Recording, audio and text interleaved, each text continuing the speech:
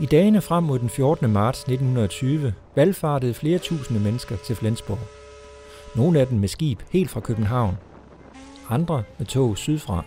De kom alle sammen for at være med til at afgøre Flensborgs fremtid. Det, der jo sker, er jo, at i forbindelse med Versailles-freden efter 1. verdenskrig, så bliver det besluttet, at der skal laves de her folkeafstemninger ved den dansk-tyske grænse, som skal give befolkningen mulighed for at beslutte, om det vil være en del af Danmark eller Tyskland. Så de skibe og de tog, som vi ser her komme ind, jamen det er vælgere, som kommer både nordfra og sydfra for at være med ved den her folkeafstemning.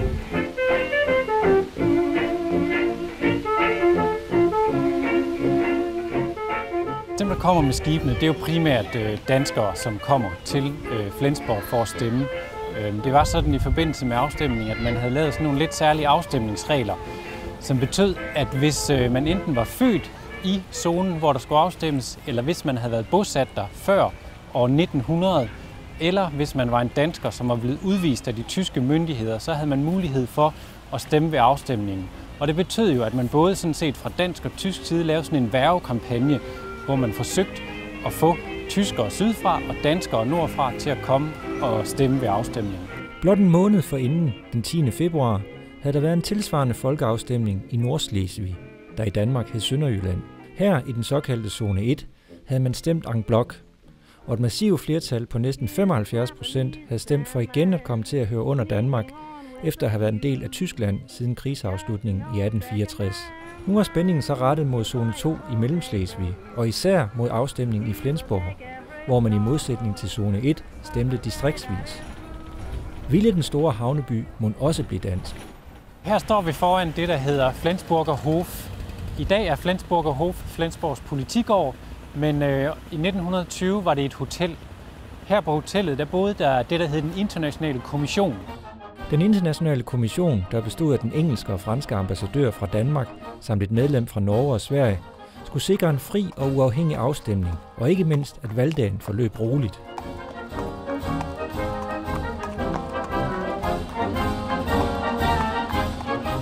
I dagene op til valget var Flensborg prydet med flag, der viste, hvem man støttede, foruden utallige danske og tyske valgplakater. Nu står vi foran Nordre Tor, som er Flensborgs vartegn, og som sådan fik de også en vigtig symbolsk betydning, både for de dansk og de tysksindede i forbindelse med afstemningen den 14. marts. Det kan man se ved, at Nordre Tor er afbildet på mange valgplakater, både danske og tysksindede valgplakater, og også på postkort.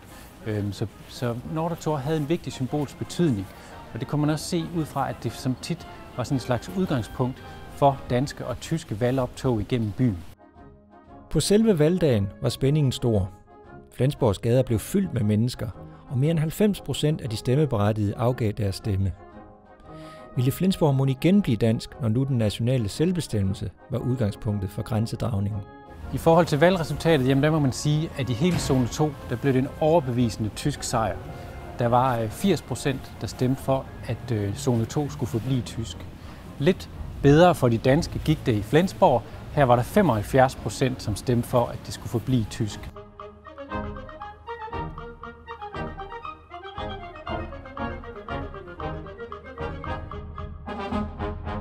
Vi ved ikke præcis, hvor mange der stemte dansk i denne her gade, men lige op om hjørnet, der ligger Nordischer Hof, det der i dag hedder Flensborg Hus.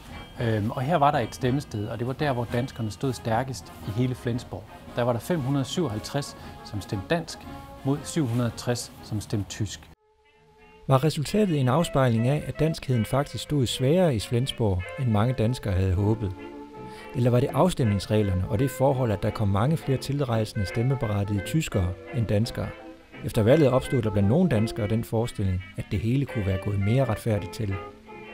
Hertil må man jo så nok bare sige, at realiteterne var lidt anderledes. Altså det var sådan, at der ikke havde været dansk flertal ved nogle af rigsdagsvalgene i Tyskland siden 1881. Og at tro, at det så lige pludselig skulle være et dansk flertal i 1920, det var nok heller ikke særlig realistisk. Og det var også sådan, at da det kom til stykket, jamen, så må man jo sige, at de her tilrejsende stemmeberettigede, der kom sydfra, jamen der kom godt nok mange, men det var ikke noget, der fik afgørende betydning for selve valgets udfald. Selv hvis man trækker dem fra, var der fortsat 2/3 flertal for, at Flensborg skulle forblive tysk. Flensborg var og blev tysk. Altså det, man kan sige, var, at i forbindelse med selve valgkampagnen, var det ikke lykkedes danskerne at tiltrække flere til at stemme dansk.